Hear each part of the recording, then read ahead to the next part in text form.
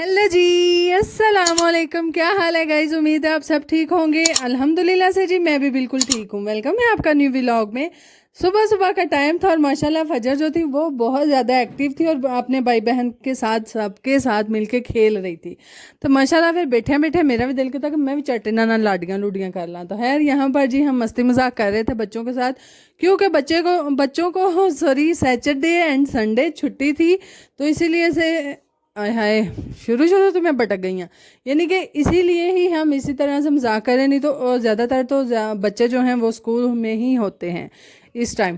तो है आज ही माशाल्लाह कबीला साडा सारा रले होया सी, यानी कि हम मिलजुल के ही एक दूसरे के साथ मस्ती मजाक करे। तो खैर मैं तो यहाँ पर बैठी हुई थी जी सफाई करवाने, यानी कि हमारा जितना भी वाशरूम एंड बाहर वाला छोटा सारा साडा छोटा अदद ਜਿਹੜਾ खुरा है वो जी ने सारी दी सारी सानू जंग पे होया सी। तो इसीलिए जी जंग मतलब जो ग्रीन ग्रीन वाली फफूंदी होती है वो लगी हुई थी। तो इसीलिए पुप्पो ने बोला कि अल्लाह मैं की करा, मेरे हूँ शुरू तो ही लवाज भटक गए ना, मैं की करा।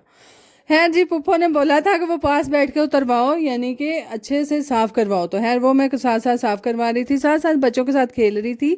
और यहाँ पर जी ये है जो उससे नेक्स्ट डे, यानी कि उससे पिछला दिन कह लें अगला दिन कह लें, पता नहीं मैं केड़े कच्चे मचे मार दी मैंने आप नहीं समझता। है यहाँ पर जी मैं पुदीना उतारी थी, क्योंकि पुदीना मैं इसलिए उतारी थी क्योंकि आज हमने बनानी है बिरयानी। और बच्चों के आने से पहले जी मैंने मंगवा लिया था चिकन, जो कि आज काफ़ी दिनों के बाद जो है बिरयानी बन रही है तय वाली।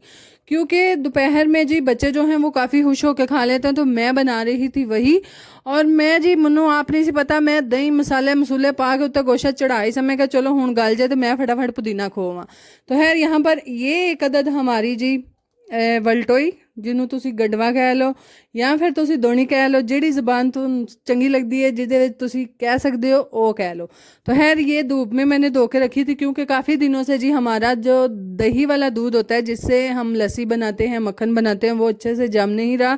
अगर जमता है तो लस्सी मज़े की नहीं होती, यानी कि पता नहीं अब नज़र लगी हुई है दूध को कि पता नहीं वल्ला आलम कि मेरी जाग च कोई रोल है, यानी कि मनु आप नहीं समझ। तो खैर इसीलिए जी मैंने अपना वो जो हमारी एक अदद जिसमें मैं मदानी लगाती हूँ मेरी की हुंदा दोनी, वो जी मैंने धूप में रखी थी ताकि इसमें से जितनी भी कोई अगर एक्स्ट्रा वगैरह स्मेल ज़ाहिर है इस तरह दूध वाले बर्तनों में से आती है, लस्सी वाले में तो खास तौर पे आती है। तो जी वो मैंने धूप में रखा हुआ था, सारा दिन यहाँ पे पड़ा रहा। शाम हो गई तो फिर मैं कहा चलो हूँ चुक लो, इज्जत शराफत नाल चुक लो। खैर यहाँ पर जी आज हमने खाना नहीं बनाना था, दोपहर में बिरयानी बनाई, वो बच्चों के साथ मिलके खाई। और शाम में जी हस्बैंड और देवर जो हैं यानी कि अब्दुल्ला, वो दोनों जी जहाँ पर मशीन लगाई होती है जिनकी लगाई होती है वही खाना देते हैं, तो वहाँ से खा के आ जाते हैं। तो खैर कभी कभार जो है खाना घर में नहीं बनता है, बनता तो रोज़ है, यानी कि मैं उस हिसाब से फिर बनाती हूँ, यानी कि पहले कॉल करके पूछ लेती हूँ फिर बनाती हूँ। तो खैर आज तो बन ही नहीं रहा था, मैं क्या चलो साड़ी तो बिरयानी पई असी तो खा लेंगे, तुसी तो खावे आज। तो खैर से जी उन्होंने बोला ठीक है ना बनाओ। तो आज हम फ्री थे क्योंकि घर पे पुप्पो भी नहीं थी। पुप्पो जैसे ही उम्रे से आई थी उस दिन की पुप्पो नहीं गई थी मायके मिलने के लिए। तो फाइनली आज पुप्पो क्या चलो मैं भी मेला वहाँ पेकिया नू, तो पुप्पो गई हुई थी वहाँ पे, तो इसलिए हमने हंडिया नहीं बनाई। अगर पुप्पो घर पे होती तो हंडिया लाजमी बननी थी, क्योंकि पुप्पो जो है चावल बहुत कम खाती हैं शुगर की वजह से। तो खैर हंडियाँ तो बननी बनी थी। और ये भिंडियाँ थी जो कि मैंने कहा चलो लग दे हाथ इन्होंने धो के धुप्पे धरो, धुप तो खैर होना है नहीं सी, शाम हो गई सी, क्योंकि मैं सुबह के लिए साथ साथ आटा गूंद रही थी जो कि मैंने भिगो के साथ साथ रख दिया था। तो फटाफट मैं क्या इन्हें भिंडियाँ भी माल कर रख लो, इस वेले जो मैनू ना याद रही फिर मैं पिछले टाइम धोनियाँ तो फिर सही चीरियाँ नहीं जानियाँ, यानी कि गिलियाँ गिलियाँ भिंडियाँ चीरियाँ ही नहीं जानियाँ है, ले छड़ जाती। तो इसीलिए जी मैंने शाम में ही इनको अच्छे से धो के रख दिया ताकि ये सुबह तक खुश्क हो जाएंगी। तो हम कल बनाएंगे, जो कि आज हमारी बननी थी। आज हमने हंडिया ही स्किप कर दी, यानी कि बिरयानी पे भाई चोल चोल ऐसा हो जाना खा के। तो खैर यहाँ पर जी मैं भिंडियाँ अच्छे से धोकर तो इनको साइड पे रख दूंगी ताकि ये सुबह तक अच्छे से इजी से आराम से सूख जाएं। तो फिर बंदा टैमो टाइम बह के चीर कट लेंदा वड लेंदा, तो खैर आराम सुकून उत्ते हांडी चढ़ा देंदा। तो खैर यहाँ पर नहीं जी मिल के चावल तो खा ही लिए थे। बहरहाल जी आटा जो था वो मैंने सुबह के लिए गूंदना था, जिसकी मुझे ये सबसे ज़्यादा बड़ी टेंशन वाली बात लगती है घर में। यकीन जानो मैं कदी कदी फिर एडा मेरा दिमाग पागल हो जाता है ना, मैं आटा शटा गुन के उत्ते फ्रीज़र वाले रखनी है ताकि थोड़ी देर ठंडा हो जाए फिर थले रखा नहीं क्योंकि खराब ना हो। तो माशाल्लाह फिर मैं कदी कदी भुल जानी हाँ, उत्ते फ्रीज़र जम जाता आटा। तो फिर जेडे सत्ती सवेली मुन्नू हथ पैर पेंदे ने वो तो फिर मुन्नू ही पता है ना। तो खैर कभी कभार जी आपके साथ ऐसा हो जाता है। तो फिर मैं पुप्पो नू पक्की करती रहनी हाँ, पुप्पो जो सुबह उठते हो ना नमाज लई जब पुप्पो अक्सर उकार जो है तहज्जुद की नमाज पढ़ने के लिए उठती हैं तो मैं क्या जो तुसी उदों उठते ना उदों टाइमों टाइम तुसी आटा काट छड़िया करो। मैनू नहीं पता लगता, कदी कदी उत्ते रह जाता है, यानी कि अगर ऊपर रह भी जाए तो मैं फिर कदी कदा रहनी हाँ पुप्पो जो तुम शामी एक बार सौन लगते हो ना उदों एक बार फ्रिज वाल किचन वाल ध्यान मारा हुआ करो, ना होवे मेरा किसी दिन सालन बाहर मुस जे, या फिर यही ना हो मेरा आटा उत्ते पिया पिया फ्रीज हो जाए। तो खैर पुप्पो कह रही चल मैं कदी कदी ध्यान मार लैंदी। तो खैर यहाँ पर जी मैं गूंद रही हूँ आटा, ਤੇ ਉਹ ਵੀ ਇੱਕ ਹੱਥ ਨਾਲ। ਹਾਂ ਵੇਖ ਲਓ ਕਿੱਡੇ ਕਮਾਲ ਨੇ ਤੁਹਾਡੀ ਭੈਣ ਦੇ, ਯਾਨੀ ਕਿ ਇੱਕ ਹੱਥ ਨਾਲ ਕਿਹਦੇ ਕੋਲ ਆਟਾ ਗੁੰਜਦਾ ਬਈ। ਹੁਣ मैं कैमरा बंद करके गुनना है ना, तो खैर इसीलिए जब तक मैं कहता चलो छोटी मोटी एक इन्नी को वीडियो बना लो, एक हथ नाल गुन गुन के एडी तो एक्सपर्ट है ही कि एक हथ नाल बंदा आटा गुन ले।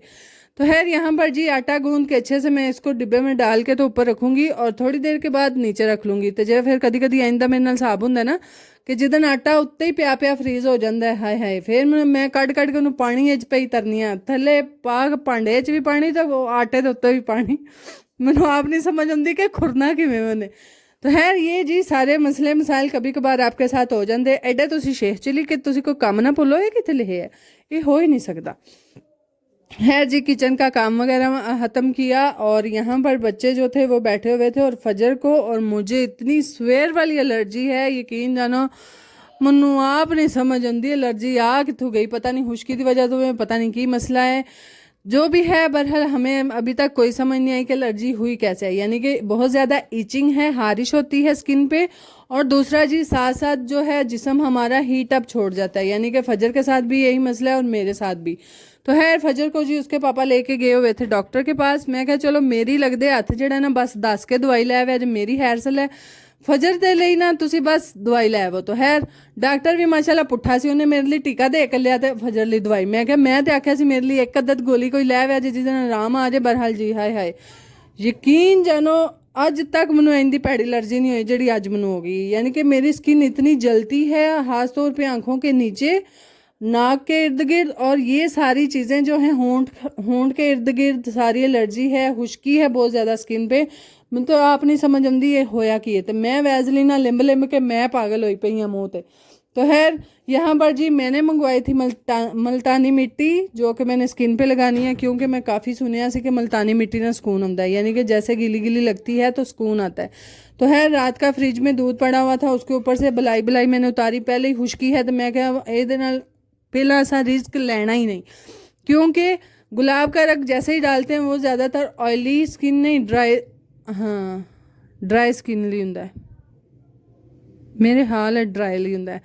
जो भी गुलाब का रंग डाल के वो मिट्टी के अंदर डाल के लगाते हैं, पता नहीं हूँ ड्राई ली होंगे कि खुश्क ली होंगे कि पता नहीं सुक्की गिली ली होंगे, मैंने नहीं पता। बहरहाल आप सही कर लिया। बहरहाल मेरी जी बड़ी ज़्यादा आजकल ड्राई हुई सी स्किन, खुश्की थी बहुत ज़्यादा, तो इसीलिए मैंने जी जितनी भी दूध के ऊपर क्रीम थी वो डाली और डाल के जी फेस पे लगाई। तो जड़ा कोई अद्धा घंटा मैं ला के रखी, यकीन करो उन्ना चिर सुकून सी। फिर मैं उत्ते पानी का छटा लाती सा फिर हाय। तो खैर जी अल्हम्दुलिल्लाह आज जब मैं बैठ के ये वॉइस ओवर कर रही हूँ अल्हम्दुलिल्लाह जी बेहतर है, बहुत अल्लाह ताला का शुक्र है। मैं कहनी हाँ इंज दी अल्लाह ताला बीमारी किसी ने लाए। तो खैर मैं तो कभी बहुत घट पंगे लेनी है फेस ते कुछ लाण लूण वाले। मेरिया भैन अक्सर मैनू कह रही होंगे कोई ब्यूटी टिप्स बता दे ना, थोड़ी भैन कभी तिब्बत क्रीम नहीं लाई तो ब्यूटी टिप्स तुहानू कित्थों दस छड़े हैं।